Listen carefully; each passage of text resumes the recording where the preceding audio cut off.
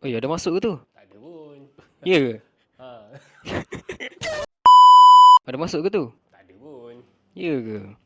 Ni ada 3 tik ni. Ni aku masuk paper trade je. Oh ya, macam mana tu? Maksudnya aku trade tapi tak guna duit yang betul pun. Contoh, aku nak trade guna modal RM10,000. So, aku setkan dalam sistem trading view ni modal RM10,000. So, aku akan test lah aku punya strategi kan, sama ada berkesan ke tak berkesan. Boleh tak aku kembangkan daripada RM10,000 tu jadi RM20,000, RM30,000. Tapi bukan duit betul lah. Faham. Macam nak buat tu? Okay, nak set paper trade ni senang ke? Kau pergi kat sini. Okey. Aku tunjuk.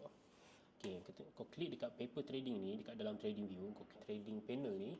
Okey. Lepas tu dekat sini ada banyak pilihan. Kita nak paper trade, kau pilih yang paper trading ni daripada trading view.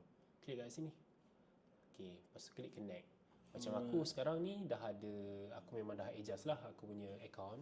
So kat sini kau tengok lah ada, kita boleh setkan modal berapa dah untung. Macam ni, kau tengok ni 150 ni, ini adalah position aku sekarang. Aku tengah paper trade, untung RM150.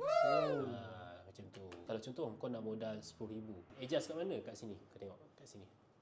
Kat sini bahagian ni ada account setting. Account setting ni kau boleh setkan, klik je reset account ni. Kat sini kau boleh tekan balance ni, kau klik RM10,000. Kalau kau nak RM20,000, kau boleh type RM20,000.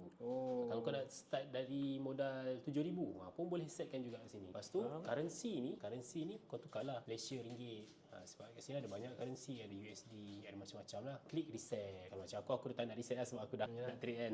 Kena buat dia kan. Tu je lah. Okey, Susah pun. Oh, senang je. Okey, terima kasih. Okay. Alright.